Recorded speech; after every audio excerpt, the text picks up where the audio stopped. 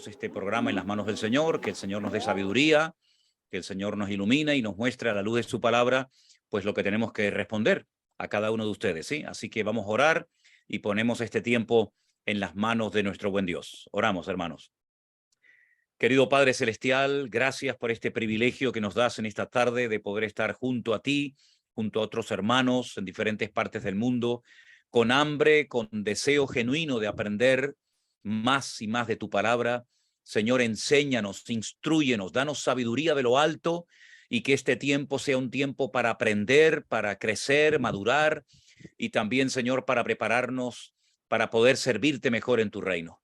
Bendícenos, Señor, y que en esta tarde todo lo que hablemos sea de edificación, sea de bendición para todos y que todos salgamos edificados, contentos y renovados en la fe después de este tiempo que vamos a pasar juntos. Ponemos todo en tus benditas manos en el nombre del Señor Jesús. Amén y amén. Gloria al Señor. Pues hermanos queridos, adelante, ya estamos en directo y ya ha dado comienzo el Pastor Online y vamos a comenzar a responder con ayuda del Señor a las preguntas que vayamos recibiendo. Así que adelante, Pastor Alberto. Estupendo, muy buenas tardes a todos. Pastor, ¿qué le parece si recuerda que el último Pastor Online se quedó una pregunta sin responder, que sería la explicación a Proverbios 27:14, de que sería bueno si puede responder a esta pregunta. Proverbios 27:14. Sí, si lo puedes leer un momentito, te lo agradecería, Alberto. Vale, pues ya mismo dice: el que bendice a su amigo en alta voz, madrugando de mañana, por maldición se le contará.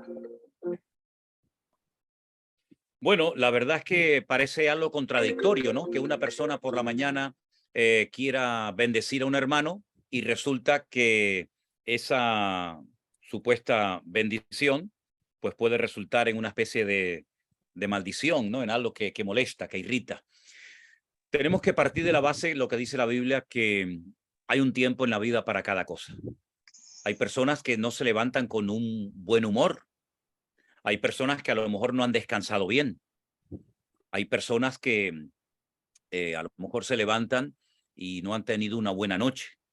Entonces tenemos que ser sabios, tenemos que ser prudentes, porque a lo mejor nosotros lo hacemos con la buena intención de bendecir, de saludar, de darle una palabra a algún hermano, a alguna persona, y puede ser que a lo mejor no sea el momento idóneo para decirle esa palabra a esa persona. Quiero poner un ejemplo porque siempre me gusta poner ejemplos para que de esa manera se pueda entender mejor lo que intento decir. Recuerdo una vez en una especie de campamento, de retiro para pastores, dormíamos en la habitación con otros hermanos y había concretamente un pastor que roncaba muchísimo. Era algo terrible, hermanos, terrible. Y créanme que cuando hay una persona que ronca, yo personalmente no puedo dormir en ese lugar. Puedo dormir en el suelo, con colchón, sin colchón, con almohada, sin almohada, no tengo ningún problema. Pero como haya una persona que ronca, yo soy incapaz de poder dormir. Después de 3 o 4 noches sin pegar ojo, este hermano siempre se levantaba muy temprano, 5:30, 6 de la mañana para orar y tenía la costumbre de encender todas las luces, comenzar a aplaudir y exigirle a la gente que se pusiera de pie y que fueran con él a orar. Entonces, hermano, sentó muy mal ese llamado a la oración. Yo sé que este hombre lo hacía con toda la buena intención del mundo, pero llevábamos 3 o 4 días sin dormir, sin descansar. Estábamos todos muy cansados. Nos acostábamos muy tarde y apenas dormíamos durante la noche. Entonces, lo que él hacía, más que levantar el ánimo y el entusiasmo de los que estábamos en aquella habitación, resulta que nos caía muy mal porque no habíamos prácticamente dormido. Entonces, hermanos, seamos prudentes, ¿verdad? Hay personas que están pasando un momento muy delicado en su salud. Hay personas que tal vez no han descansado como deberían de haber descansado. Hay personas que vienen de trabajar muy fuertemente y la primera palabra que reciben por la mañana la tenemos que dar con sabiduría para que no caiga mal lo que supuestamente queremos hacer con buenas intenciones, pero que a lo mejor al no ser el momento indicado, resulta que se produce la reacción contraria. En vez de animar a la persona, pues le puede caer mal. Así que más o menos es lo que puede significar este proverbio que el otro día esta hermana nos pedía que por favor le explicáramos. Yo más o menos creía que era esto, pero después de leerlo y de estudiarlo, pues efectivamente es de lo que se trata. ¿De acuerdo? Perfecto, pues yo creo que ha quedado bastante claro. Vamos a la primera pregunta que la va a hacer nuestra hermana Ruth Jiménez. Le recuerdo, Ruth, que está silenciada, dele al microfonito y puede hacer su pregunta cuando usted quiera. Muy bien. Listo. Sí. Muy buenos días. Buenos días, pastor, y todos hermanos que nos escuchan. Bueno, aquí ya Eh, buenas tardes, hermana, ¿eh? Aquí ya somos buenas tardes. Bueno, buenas tardes. Sí, sí, sí, muy buenas tardes. No me acordaba que estoy desde Colombia, Medellín, Colombia. Ah, ok, Eh, qué lindo. Pastor, me alegro mucho de haberme podido conectar con usted. Le cuento que pues yo no sé ni siquiera manejar mi celular. Yo soy una persona de baja visión y me cuesta incluso pues leer de recorrido. Entonces no había podido nunca, hoy aproveché que hay uno de mis hijos acá y me hizo el favor de poder ayudarme a conectar. Qué Pero yo bueno. sí mucho y me siento muy contenta y agradecida porque he podido aprender mucho de usted, o sea, de la palabra por medio de usted, pastor. Y bueno, y tengo muchas inquietudes, pero entonces una de tantas es, o sea, yo soy cristiana, pues no hace mucho, apenas desde el 2018, y que el Señor me permitió nacer en él. Y me siento muy feliz, muy contenta y agradecida con el Señor por haberme permitido nacer de nuevo. De nuevo, no, de nacer en él. Y pastor, bueno, voy al grano, pues, le pregunto, yo necesito conocer, o sea, entender bien sobre el ayuno, Ah, o sea, está en sí, Mateo 9, sí, sí, sí. versículo 14. Ok, Necesito, o sea, entenderlo bien. ok. Bueno, hermana, en el pueblo de Israel, el tema del ayuno era algo que se practicaba muy a menudo, ¿verdad? De hecho, en el tiempo actual hay algunas celebraciones, hay algunas fiestas a lo largo del año en las que es casi, diríamos, obligatorio ayunar. Ahora, el Señor Jesucristo, cuando enseña acerca del ayuno, él no es contrario al tema del ayuno. Lo que pasa que él lo que intenta enseñarle a sus discípulos y por consiguiente a todos nosotros es que todo tiene un tiempo en la vida, ¿verdad? Cuando le dicen al Señor, pero rabí o maestro, tus discípulos no ayunan. Dice, bueno, llegará el momento cuando tendrán que ayunar, pero ahora no es el momento de ayunar.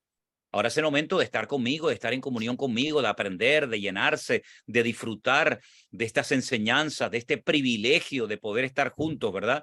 Y llegará el momento cuando yo no esté con ellos, que vendrán diferentes circunstancias en la vida en las cuales será pues necesario ayunar. Ahora, no queremos hacer una doctrina del ayuno, ¿ok? Esto hay personas que, bueno, para todo ayunan, es decir, tienen la más mínima cuestión y ya se ponen a ayunar. Sí, el ayuno no es una especie de llave maestra, que bueno, yo ayuno y todo lo soluciona el ayuno. No, no, no. De hecho, hay un capítulo en el Antiguo Testamento, si puedo recordar, es el capítulo 58 del libro del profeta Isaías, que habla acerca del verdadero ayuno. ¿Sí? Sería muy bueno, sí, efectivamente, Isaías 58. Sería muy bueno que usted leyera ese capítulo, porque el ayuno no es simplemente dejar de comer. En el ayuno consiste en otras cosas que a veces creían que por no comer ya las estaban obteniendo. Entonces, hay momentos en los que es bueno ayunar y hay momentos en los que no es bueno ayunar. De hecho, hay personas a las cuales yo les recomiendo que no ayunen. Personas que están bajo tratamiento médico, personas ya con una cierta edad, personas que no pueden dejar de comer por una serie de motivos, porque están en tratamiento médico, otras cuestiones. No hagamos del ayuno una obligación, como que parece que el que no ayuna no es lo suficientemente espiritual. No es verdad, no es verdad, ¿verdad? Entonces, si el ayuno no va acompañado de buscar a Dios en ese tiempo en oración, ¿de qué sirve? ¿Verdad? Entonces, todo tiene un tiempo en la vida. Lo que tenemos que preguntarnos es si, bueno, ¿es el momento, es el tiempo de ayunar? Porque usted imagínese en un cumpleaños de un hijo. No, yo estoy en ayuno. Pero mire, hermana, tantos días hay en el año y justamente se pone usted hoy en el cumpleaños de su hijo o de su madre o de su padre a ayunar. Es decir, hay cosas que hay que saber hacerlas en su momento y hay que pedirle sabiduría al Señor para no convertirnos en religiosos, porque no olvide usted que había personas en la época de Jesús, sobre todo los escribas y fariseos, que presentaban delante del Señor como un gran mérito, ayunamos, diezmamos, hacemos esto, hacemos lo otro, pero sin embargo eran unos auténticos hipócritas. El ayuno no nos hace más espiritual que nadie. El ayuno simplemente es un tiempo que apartamos para buscar al Señor en oración por un tema en concreto, pero el ayuno no es para todo, ni es, como acabo de decir, una especie de llave maestra, sino que hay que saber cuándo y cuándo no hay que hacerlo para que sea algo que realmente traiga edificación. Yo conocí a un hermano que se enfermó gravemente del estómago porque era un hombre que no podía ayunar por el tratamiento que tenía y él se empeñaba en ayunar y en ayunar y en ayunar y resulta de que al final el ayuno se le volvió en su contra. La salud hay que cuidarla porque somos templo del Espíritu Santo y por el ayunar no vamos a descuidar nuestra salud, cosa que lamentablemente hacen algunos cristianos creyendo que agradan a Dios. Y yo siempre he dicho que para servir al Señor hay que estar en óptimas condiciones físicamente hablando también, ¿sí? Está silenciada, Ruth. Tiene que abrir su micrófono, Ruth, para poder escucharla. Dele al microfonito. Ya. Okay. Bueno, y quiero también entender bien donde el Señor explica, pues habla en parábola sobre el odre, que el vino en odre viejo, o en fin, ahí. Quiero entenderlo bien ahí.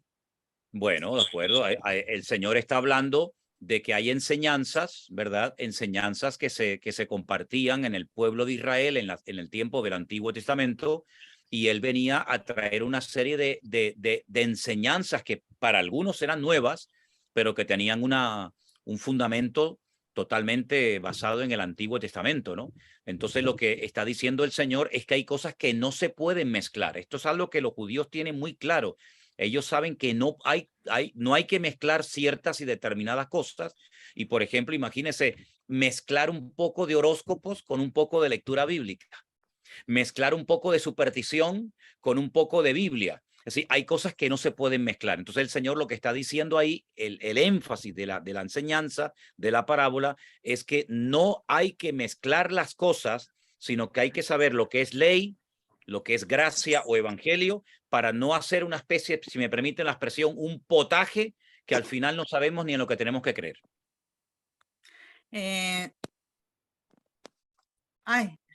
Otra pregunta, no tiene mucho que ver pues con la palabra, pero sí recuerdo, como yo veo tantos programas suyos, no recuerdo en cuál fue que usted habló, una vez hablando sobre que los perros tienen alma y que no como la del hombre, pero que tienen alma porque los hombres, los perros sienten, o sea, quieren a su amo, saben quién es su amo, saben quién los quiere, quién no, en fin. Entonces, porque yo tuve en una de las reuniones que yo tengo todos los jueves con el grupo mío, ahí no recuerdo por qué se ocurrió de que hablamos sobre eso y yo quedé pues como si, mejor dicho, como una tonta, que porque los animales no tienen alma. Y pues yo pienso de que pronto ellos sí tienen alma porque el perrito siente quién lo quiere. Bueno, mire, escuche, hermana, para no extendernos demasiado en esta cuestión. El alma es la vida. Si no quiere emplear la palabra alma, emplee la palabra vida. Un animal o una persona sin el alma no tiene vida. No tiene Nefesh, vida. la palabra nefesh tiene que ver con la vida. Hay alma animal, hay vida animal y hay vida, digamos, de seres humanos. Por lo tanto, los animales tienen alma porque tienen vida, ¿verdad? Pero ese alma no va a ir a la presencia del Señor, evidentemente. Estamos hablando de una vida animal y estamos hablando de una vida espiritual o de servir al Señor. ¿Ok, hermana? Eso fue lo que yo quise explicar. Okay. ese día, pero no me supe hacer explicar o ellos no me entendieron, pero me dio tristeza es porque una de las personas es pastor. Ok. Bueno, pues no se preocupe, hermana. Ya le he explicado yo lo que es y el que quiera entender, que entienda y el que no, que Dios lo bendiga. Hermana, Dios le bendiga. Bueno, Vamos a dar pastor. lugar Bueno, a a mí otras no sé personas. también. Hasta luego. Dios me la bendiga. Cuídense mucho. Gracias. Qué bueno.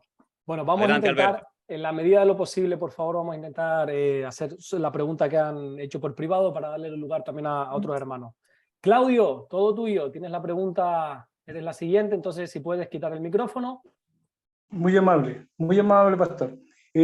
Para Buenas mí tardes, hermano. es un gran, ¿aló? Para mí es un gran privilegio estar en este grupo Celesto. Verdad que estoy muy contento, feliz. Es una emoción muy grande. Llevo tres reuniones más o menos con el grupo 2. Y me faltaba una pregunta sobre, siempre que yo escucho a nuestro pastor José Manuel Sierra, y yo siempre digo el pastor y maestro, que es un hombre muy culto para mí, muy culto en todo lo que es la Biblia y una gran cultura histórica y mucho conocimiento. Yo lo escucho a él más de 4 años, llevo escuchando a él en mi silencio en mi hogar. Me enviaron un día y de ahí no me he apartado más.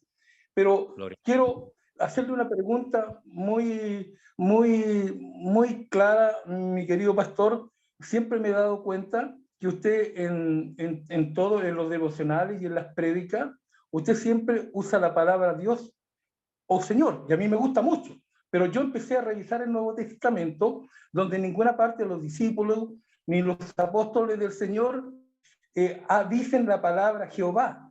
Entonces yo quisiera, por favor, si fuera tan amable, eso a mí no me perturba, me agrada.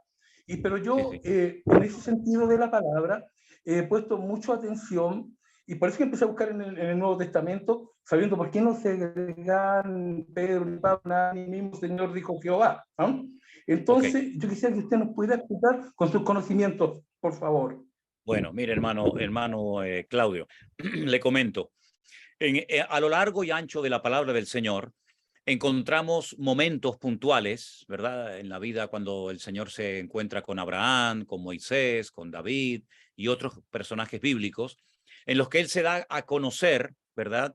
Y en esa situación, en esa circunstancia, en ese encuentro, aparece un nombre. Por ejemplo, hay momentos en los que aparece Jehová Rafa, Jehová Shaddai, etcétera, etcétera, ¿no? Digamos que es en base a lo que ha sucedido, en base al mensaje que el Señor le ha comunicado a esa persona, se emplea un término, se emplea un calificativo, ¿verdad? Sea sanador, sea todopoderoso, etcétera, etcétera. Pero independientemente de la acción que Dios haya hecho en ese momento puntual, Dios tiene un nombre propio, ¿no es cierto?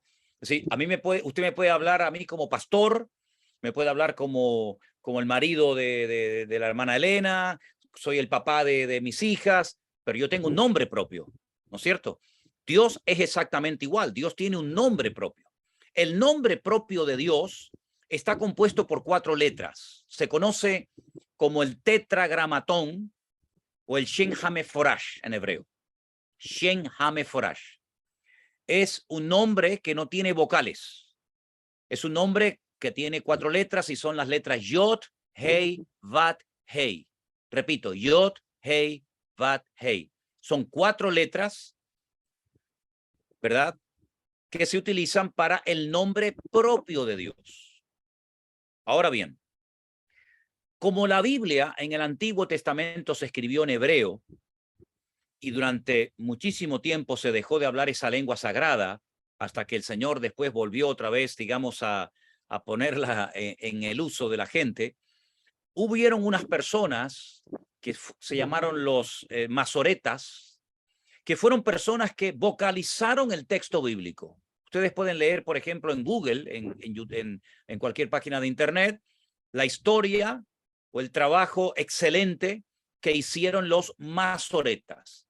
Personas que inventaron, y lo digo así de claro, inventaron un sistema de puntos, puntitos, de rayas, arriba, abajo, a un lado de las letras, para que la gente supiera qué vocal acompañaba a la consonante en ese momento.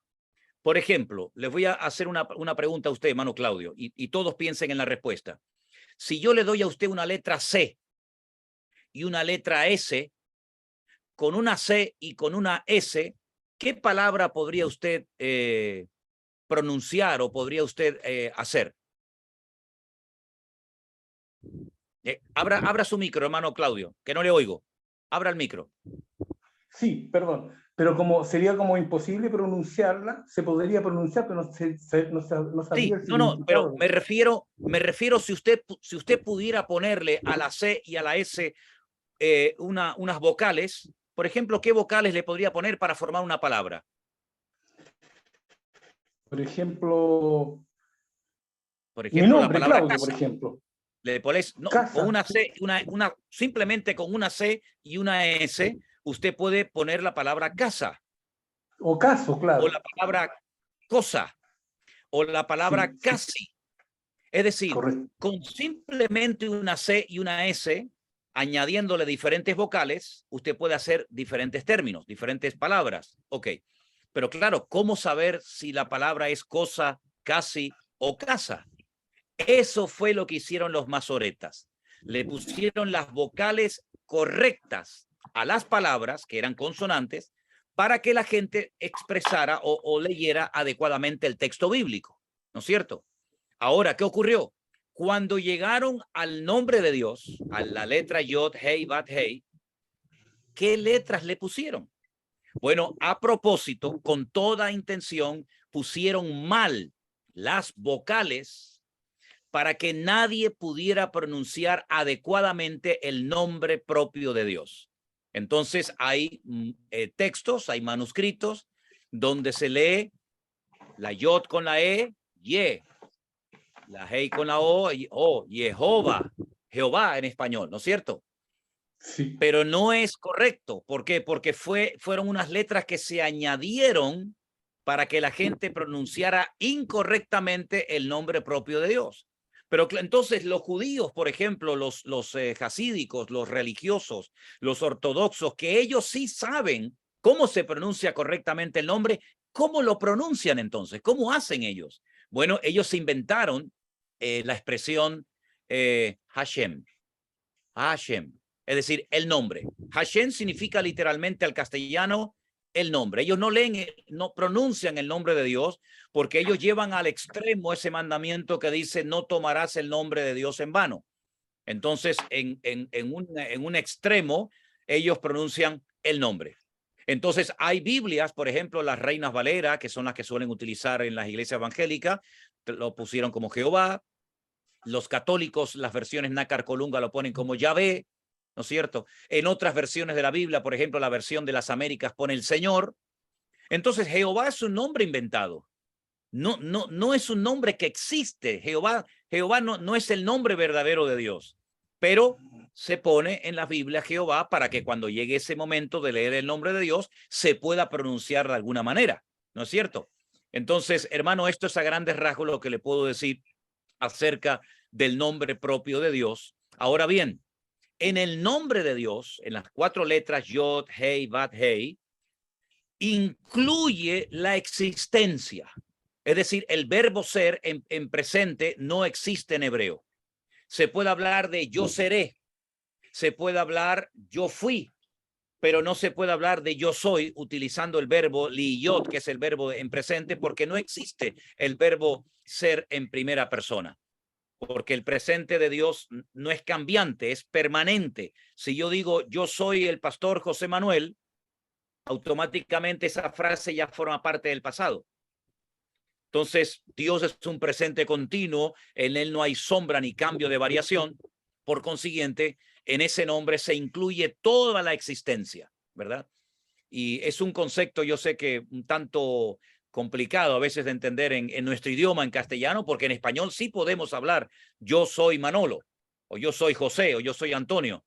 En hebreo sí dice yo soy, al no poner el verbo ser, por ejemplo, en el Salmo 23, no dice Jehová es mi pastor, sino que en hebreo dice Adonai Roí o Hashem Roí, yo pastor. No hace falta hablar con el verbo ser en primera persona. Por consiguiente, son distintas formas gramaticales, ¿verdad?, de construir frases, pensamientos, ideas, pero en reglas generales, el nombre propio de Dios no tiene una pronunciación en castellano porque no tiene vocales. Y nosotros sin vocales no podemos hablar. En hebreo sin vocales sí se puede hablar. ¿Ok, hermano Claudio? Le agradezco mucho porque recuerdo que usted estaba en una predicación en un lugar en otro país y usted dijo que estaba mal puesto el nombre Jehová. Estaba en un verdad, tablerito. es cierto. Es un nombre que se puso porque hay que poner un nombre, si no, ¿cómo lo pronunciamos? Pero es un nombre que se sacaron vocales de Adonai, de otros nombres, para poder formar una pronunciación de un nombre impronunciable en castellano. Agradezco muchísimo su atención y ocupación en explicarme. Yo soy nuevo, usted no me conoce mucho, pero yo le conozco a usted más de 4 años. Le sigo, soy un seguidor suyo, sigo a Cristo, lógico, pero Dios usa Amén. los elementos, usa las personas. Así que claro. Un fuerte abrazo de mi parte, estoy emocionado, ¿verdad? Gracias. Muchas gracias, hermano Claudio. Espero que algún día el Señor me dé la oportunidad de podernos dar ese abrazo en persona. Es muy amable, es muy amable, es muy Gracias, amable. Gracias. Bendiciones, Gracias. bendiciones. Gracias. Un abrazo. Gloria a Dios. Qué bonito. Qué lindo, Bueno, qué lindo, qué bonito. De verdad A pesar que de la sí. distancia, fíjate tú dónde está Claudio, en Chile. Seguramente Sí. estará en Chile, ¿no es cierto? Sí. Y yo aquí en Galicia, en la otra punta del continente europeo, y lo que hacen las redes sociales es realmente extraordinario. Qué bendición. Gloria Tremendo, a Dios. de verdad que sí. Amén. Adelante. Bueno, vamos con la siguiente pregunta que la va a hacer nuestra hermana Cora, que le voy a pedir por favor si puede quitar su micrófono. Exacto, ya está ahí. Ahí está. Sí, gloria a Dios. Emocionada, pastor, porque me siento muy alegre. Tenía rato de querer entrar porque agradecida estoy con Dios por tener personas también como hermanos en Cristo y que vivimos esa etapa con el Señor. Pero gracias a Dios por con usted. La pregunta mía, pastor, es que cuando en la guerra se usaban, usted sabe, se usaban los cuernos, eso para esa época, para ir en la guerra, algo así, o sea, sí eso se veía en los tiempos antiguos. Ahora, en este tiempo se utilizan esos sonidos como de guerra, de querer, esos sonidos en estar uno orando, pero peleando, pero que colocar, eso se puede hacer, pastor. Mire, hermana, usted está haciendo referencia a un instrumento musical, un instrumento bíblico, ¿verdad? Que es el shofar, ¿verdad? El shofar es un cuerno de antílope, ¿no es cierto?, que se toca en determinados momentos, en celebraciones, en la actualidad en Israel. Es un instrumento, como puede ser la pandereta, la guitarra, el piano, la trompeta o cualquier otro instrumento. Lógicamente, en los tiempos de la Biblia no existían instrumentos eléctricos. Los instrumentos de la Biblia eran de percusión, ¿verdad?, de viento, ¿verdad?, o de cuerda. En este caso, usted está haciendo referencia a no se llama el cuerno, sino se llama el shofar. Hay 3 tipos de shofar. Uno que yo tengo por acá, pequeñito, que tiene un sonido muy agudo. Luego está el mediano y luego está el shofar, el cuerno bastante grande, ¿no es cierto? Hay que saber tocarlos. En muchas congregaciones hacen desde mi punto de vista, es una opinión muy personal, hacen un abuso, ¿verdad? Como si fuera algo súper especial y no deja de ser un instrumento más, ¿no es cierto? Lo tocan para oración, lo tocan para alabanza, lo tocan para todo, como si fuera una especie de varita mágica, ¿no?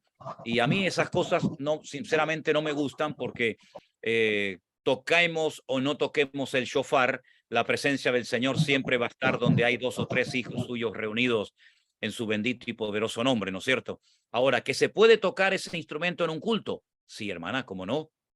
Como cualquier otro instrumento, pero quiero añadir que por favor, que lo hagan bien, que lo hagan bien. Yo recuerdo una anécdota que el pastor Alberto recordará perfectamente. Cuando cuando vino conmigo a Israel, él se compró, claro, lógicamente, el más grande, ¿no? La gente siempre quiere el shofar. ¿Lo puedes enseñar, Alberto, si lo tienes por ahí, por favor, si eres tan Dame un amable? segundito, sí, en un segundo lo Sí. enseño. Entonces él estaba intentando hacerlo sonar, y estábamos en la cola para entrar a un lugar, y en eso sale de la cola, sale de la fila un señor mayor, agarra el shofar, lo toca perfectamente y se lo vuelve a entregar, como diciendo, oiga, si usted va a tocar un instrumento, hágame el favor de tocarlo bien, y si no, no haga el ridículo, ¿no? Entonces, por favor, cuando se toca cualquier instrumento en la iglesia, por favor, háganlo con excelencia. Yo he ido a congregaciones donde a veces he oído sonar una guitarra totalmente desafinada. Nunca olvidaré un día cuando en Argentina, en Buenos Aires, me entregaron una guitarra para cantar una canción y tenía 4 cuerdas, le faltaban 2 cuerdas. Yo creo que muchas veces hay como un abuso de bueno, cualquier cosa, cualquier forma, cualquier manera. Yo creo que las cosas para el Señor hay que hacerlas correctamente. Y ese instrumento que tiene nuestro hermano Alberto en la mano, que es un cuerno de antílope, que es, por cierto, es enorme, hay que saber tocarlo. Era un instrumento que se utilizaba para ir a la guerra. Ese fue el instrumento que se tocó para que se cayeran las murallas de Jericó en los tiempos de Josué, y es un instrumento bíblico que, como cualquier otro instrumento, repito, se tiene que tocar adecuadamente para no hacer el ridículo. De hecho, hay diferentes toques, teruá, y hay otros toques que son muy bonitos cuando se tocan bien, pero nunca haciendo un abuso excesivo ni del instrumento llamado shofar, ni de cualquier otra cosa, porque el protagonista en la iglesia no tiene que ser ningún instrumento. El protagonista y el centro de atención en la iglesia tiene que ser nuestro Señor Jesucristo. Amén, pastor. Dios le bendiga, hermana. Una bendición hablar con usted, hermana Cora. Acá de Colombia, De Colombia, Magdalena Fundación. Lo veo Gloria a y Dios. me gusta su prédica. Gloria a Dios. Bueno, amén, hermana. Gracias. Dios le bendiga. Gracias, hermana querida. Vamos adelante, Alberto, con más preguntas, ¿verdad? Qué bueno, sí. No estaría insinuando que tocaba mal yo el shofar, ¿no? Bueno, por lo menos el primer día hiciste el ridículo. Sí, sigo haciéndolo, por eso lo tengo en la bolsita, no lo hago.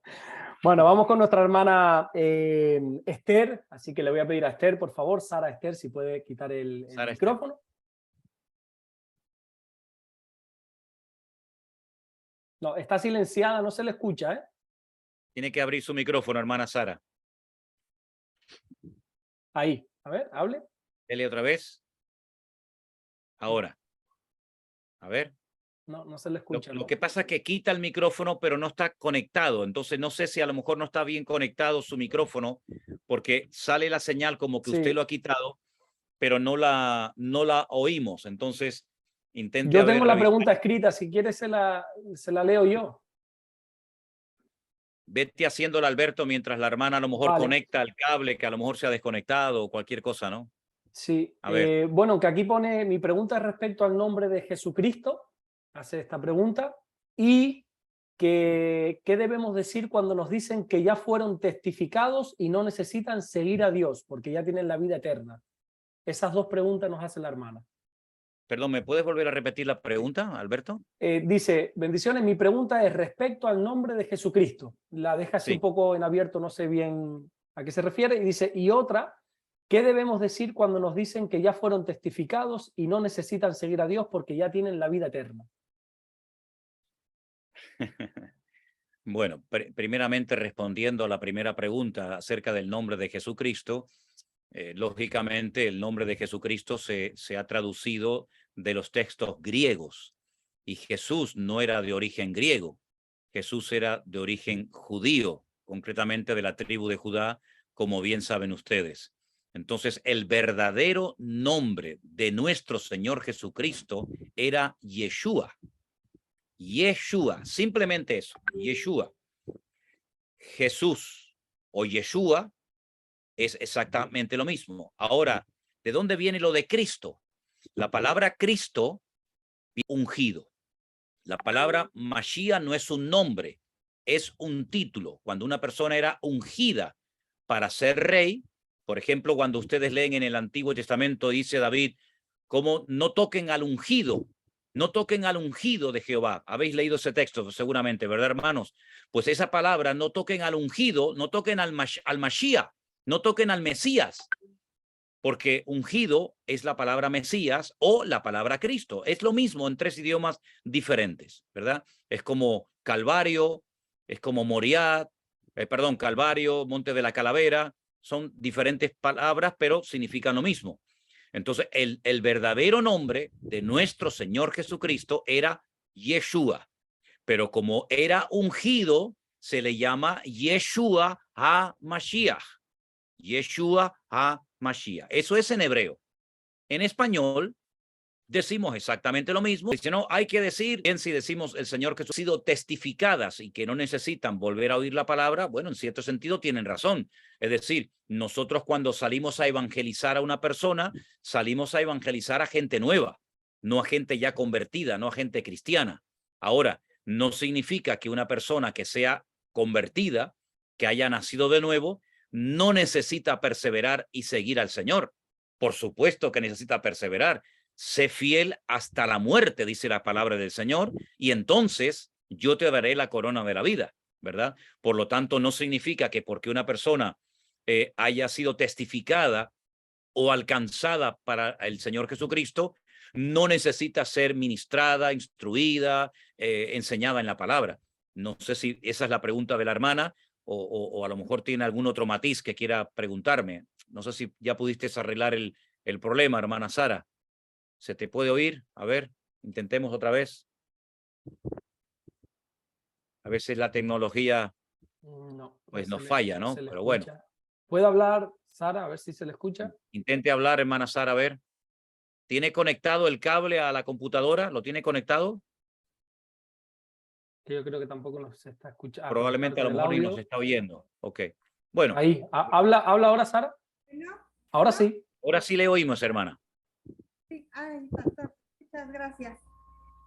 Sí, mire, es que con esto de la tecnología, disculpe usted, sabemos. Mire, sí, mi pregunta era porque como en el discipulado vimos que decía que Emmanuel era un título. Emmanuel, sí, Emmanuel es un título, exactamente. Emmanuel significa Dios con nosotros. Y Manu es con nosotros, él, Dios con nosotros.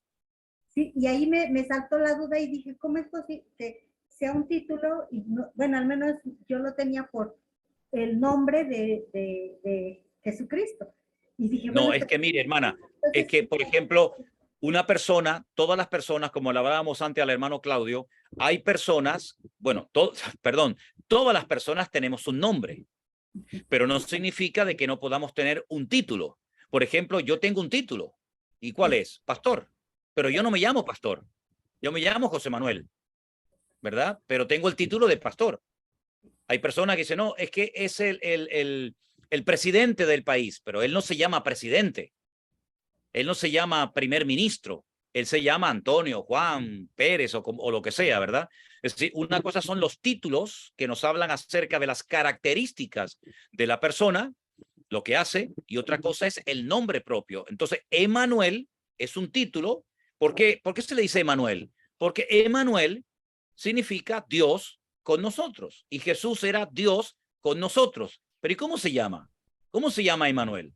¿Cómo se llama ese Dios que vino a estar con nosotros? Se llama Jesús. Se llama el Señor Jesucristo o Yeshua, como prefieran, ¿verdad? Una cosa son los títulos, los adjetivos, y otra cosa es el nombre propio de una persona. Ok. ¿Ok? ¿Ah? Sí. Ok, hermana. Ahora, me ha tocado que yo he hablado, pues sí, ¿no? Con otras personas del Evangelio y, por ejemplo, algo que me han dicho algunas personas que me dicen, no, a mí ya me testificaron, porque en una iglesia fui, me testificaron y me dijeron que yo si ya no sigo si no me reúno en esa iglesia, si ya no sigo yo, es más, si ya no nos volvemos a ver, ya estoy testificado y ya tengo la vida eterna. Entonces, ¿para qué me esfuerzo como tú, en leer la Biblia, en estar en una iglesia o en querer seguir, si ya tengo la vida eterna? Porque ahí me dijeron No, que pero escuche, es que aquí una dije, cosa, hermana, una cosa es que le hayan testificado a una persona. Miles, millones de personas han sido testificadas, pero no significa de que hayan nacido de nuevo. Una persona ha podido oír el evangelio, pero no eres salvo por oír, eres salvo por practicar el evangelio, ¿verdad? Entonces, dice la Biblia, si no naces de nuevo, no puedes entrar en el reino de los cielos. Una cosa es que una persona haya sido testificada, pero el ser testificado no significa instantáneamente que esa persona, si muere, va automáticamente a la presencia del Señor. Testificado es una cosa, ha recibido una información, pero la pregunta es, ¿y ahora usted, a título personal, qué va a hacer con esa información que ha recibido? Porque hay gente que es testificada, pero no quieren saber nada. Entonces, la información es buena, pero hay que poner la información a la práctica, que es lo que llamamos nacer de nuevo. Son dos cosas diferentes. Sí, porque ahí yo tenía la duda en qué decirles, porque yo decía, bueno, yo lo que contesté en ese momento fue decirle, bueno, a lo mejor tu testificación sea para cuando tú mueras, llegues a presencia de Dios, pero recuerda que hay un tribunal donde ahí fuimos a entregar cuentas y ya de ahí yo no te, ahora sí, yo le dije, yo de ahí no te puedo decir que vas a pasar a vida eterna, a lo mejor Claro, no eso es claro. pero Exacto. de ahí, Ahora, de todas maneras, a mí me dijeron vida eterna y ahí dice vida eterna y tengo vida eterna. Y dije, bueno. Eso es tu opinión, pero si ha nacido, en la Biblia dice muchas cosas. La Biblia dice muchas cosas. No solamente habla de vida eterna, también habla de orden y habla de santidad y habla de arrepentimiento. Una cosa es lo que la Biblia dice y otra cosa es lo que yo estoy practicando. Son dos cosas diferentes, ¿eh? Sí, pastor, porque incluso también llegaron a decir, bueno, es que si no me bautizaron fue porque no quisieron, porque como antes, Juan el Bautista bautizaba a todo mundo, a quien se formara bautizaban. Y no, mira, de todas maneras, usted ha dado con algunas personas un poquito raras, ¿no? Juan Bautista no bautizaba a todo el mundo, eso no es verdad. Juan el Bautista decía, primero, haced frutos dignos de arrepentimiento. Si ustedes no hacen frutos dignos de arrepentimiento, es decir, si ustedes no demuestran previamente que se han arrepentido y que han cambiado de vida, yo no los voy a bautizar. Él le decía generación de víboras. ¿Quién os enseñó a huir de la ira venidera? Entonces, él hablaba y si la gente no cambiaba, él no bautizaba a todo el mundo. No es así. Él bautizaba únicamente a los que se habían arrepentido y querían ir en serio. De hecho, el bautismo de Juan el Bautista era un bautismo de arrepentimiento. No era para quedar bien ante la sociedad. ¿Sí? Pero procure testificarle a inconversos. No pierda el tiempo con gente que dice que ya lo saben todo y no quieren cambiar. Dedíquele más su tiempo a gente nueva, que son los que verdaderamente hay que ganar para Cristo y no a los religiosos que se creen sabios y al final parece ser que no saben tanto como parece. Sí, pastor, gracias. De hecho, sí son Dios le más bendiga, hermana Sara. Dios le bendiga. Muchas gracias, bendiciones. A usted, bendiciones. Gracias a usted. Gracias. Qué bueno. Pues vamos con nuestra siguiente pregunta que la va a realizar nuestra hermana Cora, que le voy a pedir por favor que quite el micrófono. Cora, ¿está por ahí? Sí, ahí la vemos. Si puede quitar. La hermana Cora ya habló antes, ¿no, Alberto? La habló antes. Sí, perdón. Es Marlene, perdón. Marlene. Disculpe, eso. Marlene. Eso es. Sí. Buenos días, buenas tardes. Perdón, buenas tardes. Buenas tardes, hermana Marlene. Dios le bendiga. Bienvenida. Gracias. En las dos ocasiones que vino a México, pastor, bueno, yo tuve el privilegio de estar ahí en una ocasión en la iglesia de Manuel y la segunda ocasión en el Hotel Ejecutivo. Qué bueno, gloria a Dios. Qué lindo. Me alegro mucho, hermana. Gracias. Conforme a la palabra de Dios que dice que tengamos en gran estima a los que nos enseñan y nos predican la palabra, pues yo le manifiesto esa estima. Gracias, una gran admiración por la entrega que tiene para con Dios. Es algo que a mí me jaló a escucharlo, porque usted sí va en serio con Dios. Esa es una palabra correcta, ¿eh? Ir en serio con Dios, esa es la palabra realmente. Y bueno, pues yo pienso que no hay ningún mérito en vivir en serio para el Señor. Yo pienso que esa es la obligación de todo creyente, ¿no? Sí, definitivamente, pero bueno, es algo que yo lo noté y es algo que yo también tengo en mi corazón, el ir en serio con Dios, porque nos conviene a nosotros. Realmente no es para conveniencia de Dios. Dios está en su trono. Realmente aquí el entregarse es para bien nuestro. Entonces, más nos vale. Más nos vale. Señor, así es. Yo le digo a Dios, Señor, ¿a dónde iremos si solo tú tienes palabras de vida eterna? ¿A dónde? O sea, no hay otro lugar. Así es. ¿Cuál es su pregunta, hermana?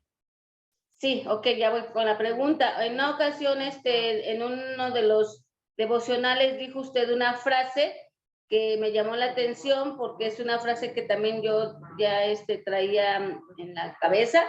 Dice, haz tu parte y Dios hará la suya.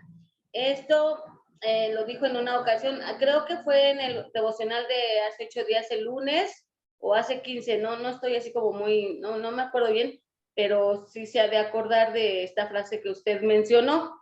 Sí. Y me viene a la cabeza lo que los católicos siempre nos dicen, ¿no?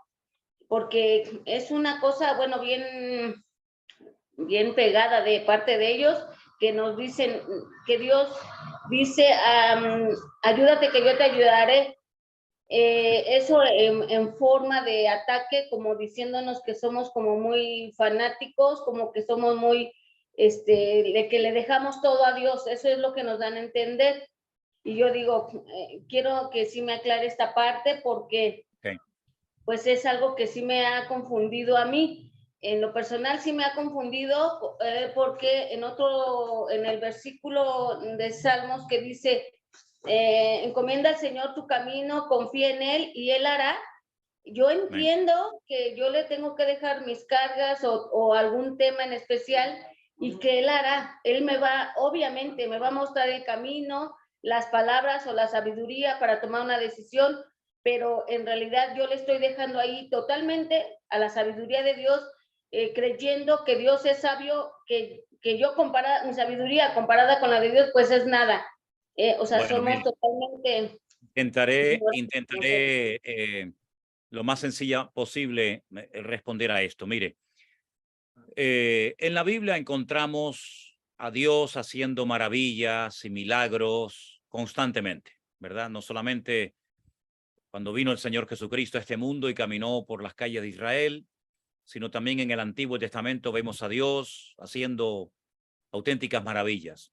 Pero eso no significa de que en momentos puntuales el Señor, digamos, como que le pidiera a la persona que demostrara su fe haciendo un gesto, haciendo algo, ¿no? Por ejemplo, cuando el Señor le dice a Moisés, golpea a la roca.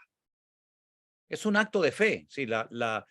El milagro no consistió en que Moisés golpeó la roca o le habló a la roca, como también le dijo en otra ocasión, sino como diciendo, bueno, haz algo, ¿no? Haz algo, ¿no es cierto? En el Nuevo Testamento, cuando encontramos, por ejemplo, al Señor Jesucristo en la tumba de Lázaro y le dice a los que estaban allí presentes, quitad la piedra. La pregunta es, ¿no podía haber quitado el Señor Jesucristo él mismo, con el poder de su palabra, aquella pesada piedra de la tumba de Lázaro? Por supuesto que sí, pero sin embargo le dijo a los que estaban allí en aquel cementerio, quitad la piedra. A eso me refiero cuando digo que haz tu parte y el Señor siempre hará la suya. Cuando el Señor Jesucristo se presenta en el mar de Galilea y le pregunta a sus discípulos, ¿habéis pescado algo? Y la respuesta fue, no, Señor, lo hemos intentado, pero no hemos pescado absolutamente nada. Él podía haber ordenado a los peces que entraran en bandadas, ¿no? A montones dentro de la barca. Sin embargo, les dice, echad la red y yo la llenaré, ¿verdad? Por lo tanto, muchas veces hay momentos en los que el Señor lo hace absolutamente todo, pero también hay muchos pasajes en la palabra de Dios, tanto en el Antiguo como en el Nuevo Testamento, donde encontramos una participación, un acto de fe, un acto de obediencia por parte de la persona, ¿no es cierto? Entonces, eso no significa de que no confiemos en el Señor. Claro que confiamos en el Señor. Pero, por ejemplo, imagínense un hermano que tiene necesidad de un trabajo. Bueno, la Biblia dice, como usted acaba de mencionar, hermana, encomienda al Señor tu camino, confía en Él y Él hará. Me parece muy bien, pero usted tendrá que levantarse por la mañana y tendrá que salir a la calle a buscar el trabajo. ¿Que pueden venir a su casa a ofrecerle un trabajo? Sí, también ha ocurrido. Pero lo normal es que la persona que está buscando trabajo, vaya a buscarlo mientras le pide la ayuda y la dirección al Señor para que ese trabajo aparezca. Se cuenta la historia de un barco que se estaba hundiendo, ¿verdad? En alta mar, le estaba entrando agua al barco por todas partes y un cristiano se puso de rodillas a orar: Señor, que no se hunda el barco, que no se hunda el barco. Y otra persona al lado le dijo: mira, mientras oras a tu Dios para que no se hunda el barco, agarre el cubo, no sé si el cubo, ¿verdad? Y tire el agua por la borda. Señor, que no se hunda el barco, que no se hunda el barco, Señor, que no se hunda el barco. Si yo hago mi parte, ¿verdad? Y el Señor hará la suya. Parece una broma, pero es simplemente una forma de enseñarles, queridos hermanos, que hay cosas que nos corresponde hacer a nosotros. Dios no tiene que ir a pedirle perdón a nadie, porque Él no ha ofendido a nadie. Pero a lo mejor en algún momento de la vida yo tendré que ir a alguien a pedirle perdón. Dios va a restaurar, Dios va a traer bendición, Dios va a traer restauración, claro que sí, pero soy yo el que tengo que ir a pedir perdón. La misma oración, ¿qué es la oración? Es la parte que Dios le ha dejado al hombre, ¿verdad? Para que Dios obre. Pedid y yo os daré. Buscad y hallaréis. Llamad y se os abrirá. Pero ¿quién tiene que pedir? ¿Quién tiene que buscar? ¿Quién tiene que llamar a la puerta? Somos nosotros. Por lo tanto, pidámosle sabiduría al Señor para saber cuándo tengo que hacer algo yo o cuándo tengo que quedarme quieto y dejar que el Señor obre. Es verdad que hay momentos en los que los soldados no iban a la guerra. Es verdad que hay momentos en los que la gente se quedaba quieta y el Señor actuaba, ¿verdad? Como cuando dice que tronaba desde el cielo y los enemigos, los filisteos, eran derrotados. Es verdad, pero en la mayoría de las veces, eran los soldados los que tenían que ir al frente de batalla. Por lo tanto, la experiencia, el conocimiento bíblico, los años, nos van a indicar cuándo tenemos que hacer algo y cuándo tenemos que estar quietos para no estorbar la obra del Señor.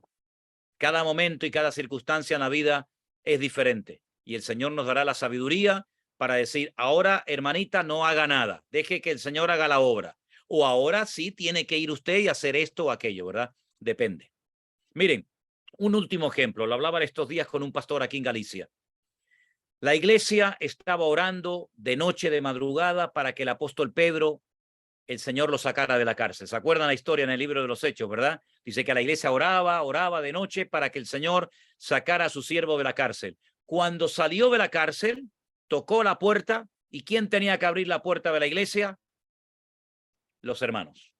Es decir, el Señor abrió la puerta que la iglesia no podía abrir, pero la puerta que sí podía abrir la iglesia la tenían que abrir los hermanos. Así que hay puertas que Dios abre y hay puertas que nosotros tenemos que orar para que vayamos y podamos abrirlas en el nombre del Señor.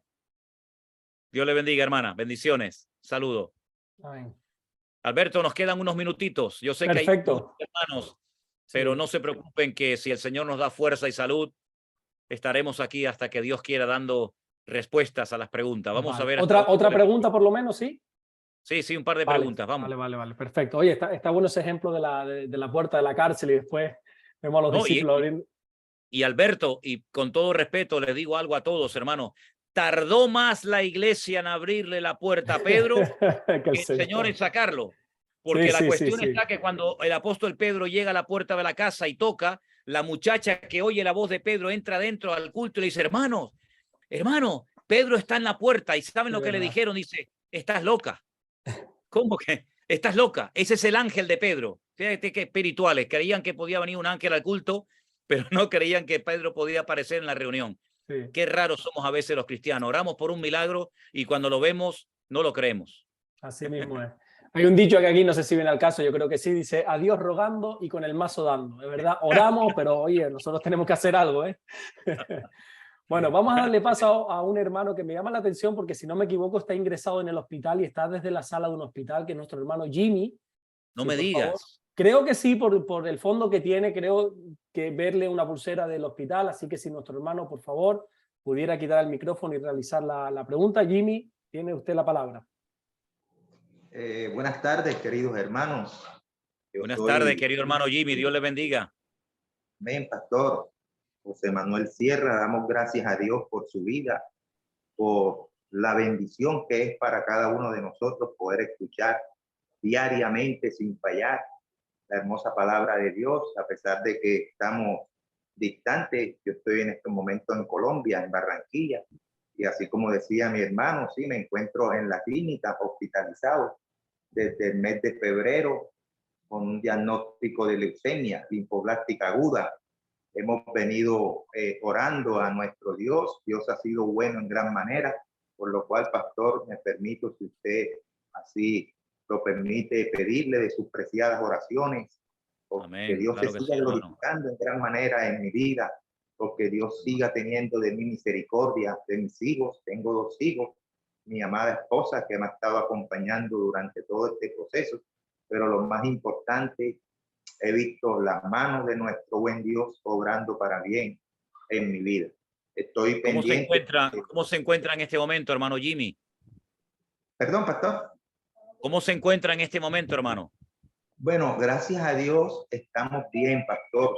Yo no he tenido durante mi estadía complicaciones que conllevan al suministro de medicamentos que son bastante fuertes, en donde las personas entran en inmunodepresión y son susceptibles a cualquier enfermedad. Gracias a Dios no he llegado a ese punto, porque yo creo fervientemente que Dios me ha sostenido con la diestra de justicia. Así Amén. que me he sentido bien. Estamos sí pendientes a un tratamiento más de sesión de quimioterapia, porque bueno, hemos tenido un poquito de complicación sí con las quimioterapias pasadas, que los resultados no fueron los que se estaban esperando. Estoy entonces así esperando un nuevo tratamiento y también soy candidato para trasplante de médula ósea. Hermano, una pregunta. ¿Y esos tratamientos se los cubre su país, o lo que llamamos en España la seguridad social? No sé cómo se llama en Colombia, o son medicamentos y son cosas de pago, son privadas. Bueno, gracias a Dios yo soy policía activo acá en Colombia. Ya llevo 21 años al servicio de la Policía Nacional, y ella, gracias a Dios, también ha venido supliendo con cada uno de los gastos que conllevan en tratamiento, en los medicamentos. Les pido que oremos porque estamos pendientes para lo de trasplante de médula, que sí se forma un poco tedioso o demorado. Entonces, hermano. Dios también ha provisto. Aquí donde yo estoy ahora mismo en Galicia, en el norte de España, hay un muchacho que es hijo de creyentes, y le hicieron un trasplante de médula y quedó perfectamente bien, hermano. Se lo digo para testimonio, y quedó muy bien, gracias al Señor. Un muchacho joven, ya fue hace muchos años su trasplante y quedó perfectamente bien de su salud. Así que ánimo, hermano Jimmy, y estaremos orando, y pido a todos los que están conectados en este momento que por favor oremos por nuestro hermano Jimmy para que la próxima vez ya ese trasplante se haya podido realizar y lo veamos a usted perfectamente restablecido, hermano. Y gracias por vernos desde el hospital, lo cual es un testimonio tremendo. Sí, gloria a Dios, pastor. Siempre trato acá en esta habitación, como dice la palabra, predicar a tiempo y fuera de tiempo. Así que quiero ser de testimonio a nuestro Dios. Siempre comparto con los médicos, le obsequio un Nuevo Testamento, y estamos dando testimonio siempre del buen Dios que tenemos. Gloria a Dios, gloria a Dios. Está su esposa con usted, me pareció verla, ¿no? Sí, mi esposa también está conmigo, ella también está atenta. Todas las mañanas nos levantamos temprano a escucharlo, a orar a nuestro Dios, y de verdad es una gran bendición. Gloria a Dios. Es usted un ejemplo, hermano Jimmy, para todos nosotros. ¿Tenía usted alguna pregunta en particular, hermano? Sí, pastor, tenía una pregunta con relación a usted sabe de que, bueno, en el jardín del Edén el hombre gozaba de comunión con Dios. Dice la palabra que Dios se paseaba en el jardín del Edén y tenía relación con ellos. Qué privilegio tenía Adán y Eva. Pero como todos sabemos, ellos caen en transgresión. Caen en transgresión. Es más, Dios les dice de que ellos se podrán enseñorear ante los peces, ante todo lo que él había hecho en el jardín del Edén para ellos. Pero una vez que caen en transgresión, Dios los expulsa del jardín del Edén. Exacto. Mi pregunta va enfocada, pastor. ¿Perdió el hombre por su pecado eso que nosotros conocemos como libre albedrío? Ya una vez pecado. Ok.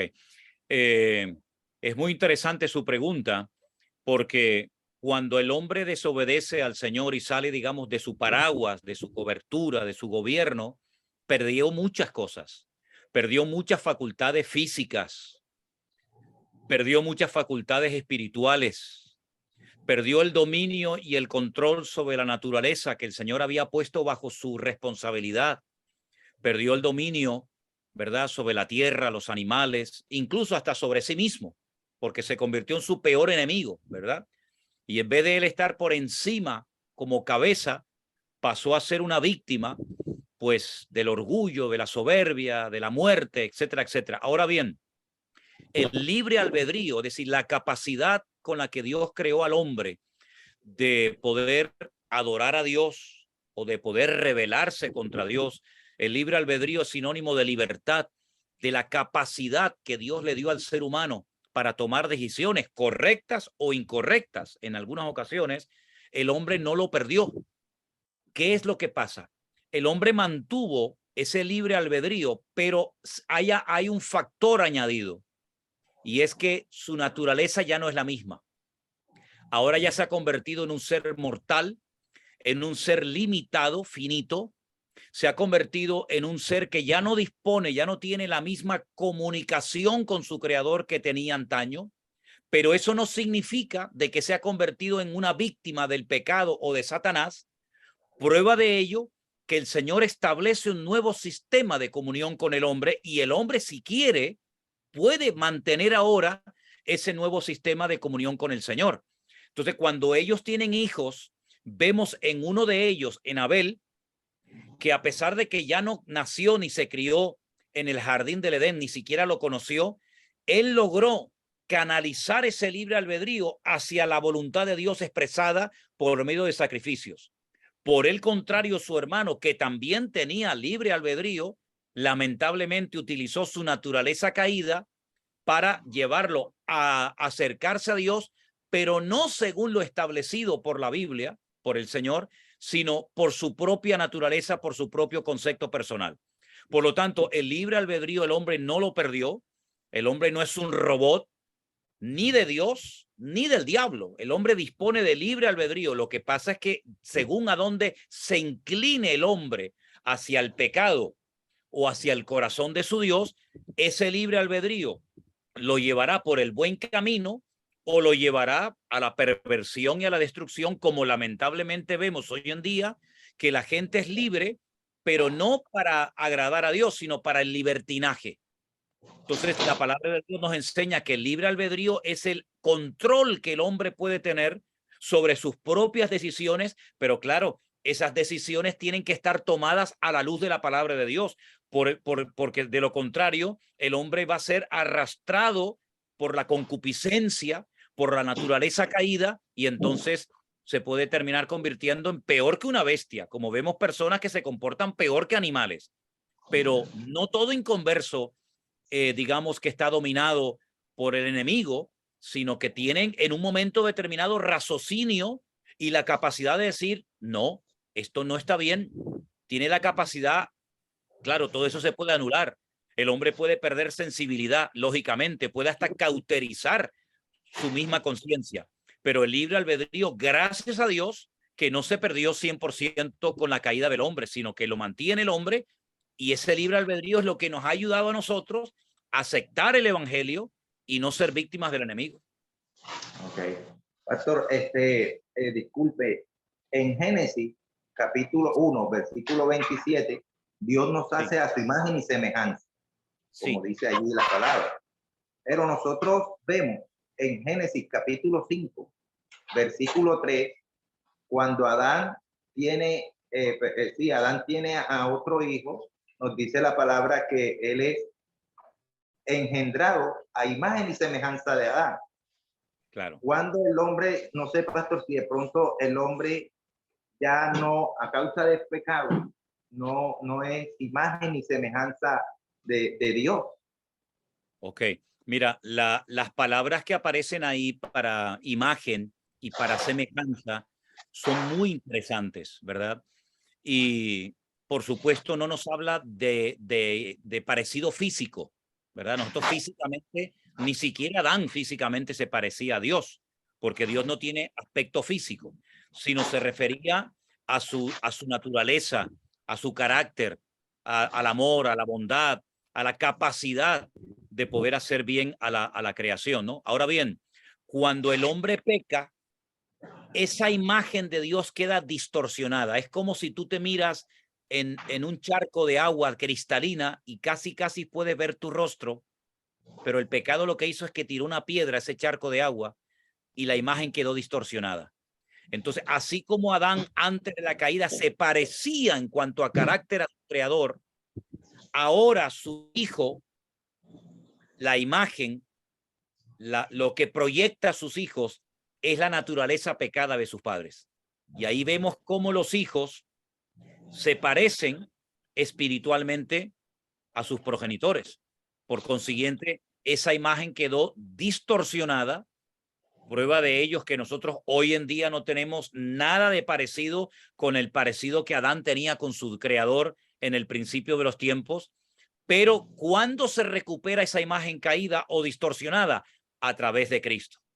Porque dice la Biblia que Él es la imagen misma de su sustancia. Recuperamos en Cristo, el segundo Adán, lo que perdió el primer Adán. El primer Adán, la imagen de Dios la perdió, lamentablemente. Pero en Cristo, esa imagen, ese parecido, ese carácter, ese fruto del Espíritu, esa bondad, etcétera, etcétera, se vuelve a recuperar y a través de Cristo la imagen distorsionada de Dios puede volver otra vez a manifestarse en la vida de los cristianos. Gloria a Dios. Bueno, pastor, gracias por su... Que quiero presentar aquí rápidamente a mi esposa, pastor, para que claro también que no sí. le ella. Claro que sí. Esposa Yamile. Buenas tardes, mi hermano. ¿Cómo se llama usted? ¿Cómo es su nombre? Yamile. Yamile, hermana Yamile, Dios le bendiga, le manda un gran saludo. A pesar de la enorme distancia, en el espíritu estamos unidos y vamos a tomar muy en serio la oración por la sanidad de su marido y también por su fortaleza, porque también la esposa lleva la carga, a veces en silencio, pero la llevan. Así que un abrazo de parte de toda la iglesia virtual en esta tarde para ustedes. No están solos. El pueblo de Dios va a orar a partir de hoy como nunca por ustedes, queridos hermanos. Gracias. Todas las mañanas acá en la clínica escuchamos su devocional y para nosotros es en medio de este proceso una... Gracias.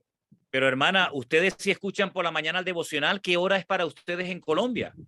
Aquí vienen a colocar un medicamento a él a las 4 de la mañana. Entonces, mientras cambiamos las sábanas y eso, ya yo entro al Facebook, veo la campanita y dice, yo lo pongo de una, ahí sale. Wow, y los domingos pongo repetido. Porque tremendo. alimenta la palabra a través de su mensaje. Amén. Gloria a Dios. Pues le mandamos una palabra de ánimo y les dedico a ustedes específicamente Romanos 8:18. Léanlo detenidamente, les va a venir muy bien. Recuerden, Romanos 8, verso 18. Muchas gracias, pastor. Dios le bendiga. Un abrazo, bendiciones. Gracias. Hermanos queridos, qué programa tan lindo hemos tenido en esta tarde. Yo sé que muchos han quedado tal vez con preguntas, pero vamos a tener oportunidad. No se preocupen, no se preocupen. Hay cuestión de paciencia. Que Dios les bendiga. Gracias, Alberto, por tu trabajo de coordinar. No pudieron entrar en directo por el Zoom, pero que están ahí escuchándonos y viéndonos. Que el Señor les bendiga muy grandemente. Yo voy a pedir, por favor, Alberto, si eres tan amable, nos despides en oración. Claro que sí. Seguimos adelante con la ayuda y con la bendición del Señor. Dios les bendiga a todos y un abrazo de todo cariño para todos ustedes, mis queridos hermanos. Oramos. Amén. Vamos a orar. Señor, gracias. Te damos por este tiempo que tú nos has permitido estar aquí. Gracias, Señor, por esta tecnología que nos permite en cierta manera tener comunión y poder conocernos, Señor. Oramos por Jimmy, Señor, por su familia, por su salud, Señor, que traiga sanidad sobre su cuerpo. Gracias por esa sonrisa que él mantiene. Gracias por ese ánimo, porque tu palabra enseña que el buen ánimo soporta aún la enfermedad. Gracias por su familia también, dale ánimo a su esposa, a toda su familia, y gracias por el privilegio de poder conocerlo, aunque sea aquí a través de Zoom. Bendice, Señor, este tiempo, Señor, hasta que podamos volver a reunirnos, y gracias por nuestro pastor, por la sabiduría que tú le das. Dios les bendiga grandemente. Bendiciones Saludos para a todos. mis queridos hermanos. Gracias. Bendiciones. Amén. Gracias.